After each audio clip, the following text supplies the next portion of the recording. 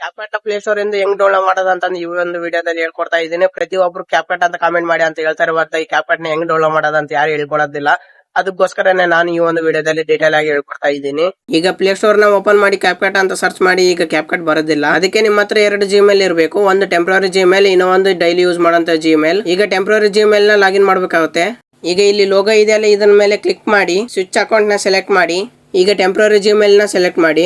Daily use ಮಾಡೋ Gmail ಇಂದ temporary Gmail ಗೆ ಸ್ವಿಚ್ ಆಗುತ್ತೆ. ಈಗ ಈ ಆಪ್ ನ ಕ್ಲೋಸ್ ಮಾಡಿಬಿಡಿ. ಪ್ಲೇ ಸ್ಟೋರ್ ಮೇಲೆ ಲಾಂಗ್ ಪ್ರೆಸ್ ಮಾಡಿ. ಈಗ ಆಪ್ ಇನ್ಫೋ ಅಂತ ಇದೆಯಲ್ಲ, ಇದನ್ನ ಸೆಲೆಕ್ಟ್ ಮಾಡಿ. ಈಗ ಇಲ್ಲಿ ಸ್ಟೋರೇಜ್ ಅಂಡ್ ಕ್ಯಾಶ್ ಅಂತಂದು ಇದೆಯಲ್ಲ, ಇದನ್ನ ಸೆಲೆಕ್ಟ್ ಮಾಡಿ. ಒಂದೊಂದು ಫೋನ್ ನ ಡಾಟಾ ಅಂಡ್ ಕ್ಯಾಶ್ ಅಂತಂದು ಇರುತ್ತೆ, ಅದನ್ನ ಕ್ಲಿಕ್ ಮಾಡಿ. ಈಗ ಇಲ್ಲಿ ಕ್ಯಾಶ್ ಅಂತಂದು ಇದೆಯಲ್ಲ, ಇದ್ರ ಮೇಲೆ ಕ್ಲಿಕ್ ಮಾಡಿ. ಈಗ ಬ್ಯಾಕ್ ಬನ್ನಿ. ನೆಕ್ಸ್ಟ್ ಪ್ರೋಟಾನ್ ವಿಪಿಎನ್ ನ ಕನೆಕ್ಟ್ ಮಾಡಬೇಕಾಗುತ್ತೆ, ಅದಕ್ಕೆ ಪ್ರೋಟಾನ್ ವಿಪಿಎನ್ ನ ಕನೆಕ್ಟ್ ಮಾಡಿ. ಪ್ಲೇ ಸ್ಟೋರ್ ನ ಓಪನ್ ಮಾಡಿ ಸರ್ಚ್ ಅಲ್ಲಿ ಕ್ಯಾಪ್ಕಟ್ ಅಂತ ಸರ್ಚ್ ಮಾಡಿ. ಈಗ ಕ್ಯಾಪ್ಕಟ್ ಆಪ್ ಬರುತ್ತೆ, ಅದನ್ನ ಇನ್ಸ್ಟಾಲ್ ಮಾಡಿ. ನಾನು ಆಲ್ರೆಡಿ ಕ್ಯಾಪ್ಕಟ್ ನ ಇನ್ಸ್ಟಾಲ್ ಮಾಡಿದ್ದೀನಿ, ಅದಕ್ಕೆ ಈ ತರ ತೋರಿಸ್ತಾ ಇದೆ. ಕ್ಯಾಪ್ಕಟ್ ಇನ್ಸ್ಟಾಲ್ ಆದ್ಮೇಲೆ ವಿಪಿಎನ್ ನ ಕನೆಕ್ಟ್ ಮಾಡ್ಕೊಂಡು ಕ್ಯಾಪ್ಕಟ್ ನಲ್ಲಿ ಎಫೆಕ್ಟ್ಸ್, ಫಿಲ್ಟರ್ಸ್, ಅನಿಮೇಷನ್ಸ್ ಬರ್ತಾ ಇದೆ ಏನಂತ ಚೆಕ್ ಮಾಡಿ. ಈ ತಪ್ಪನ್ನ ನೀವು ಯಾವತ್ತು ಮಾಡಕ್ ಹೋಗಬೇಡಿ. ಗೂಗಲ್ ಇಂದ ನೀವು ಯಾವುದೇ ಆಪ್ ಗಳನ್ನ ಡೌನ್ಲೋಡ್ ಮಾಡಕ್ ಹೋಗಬೇಡಿ.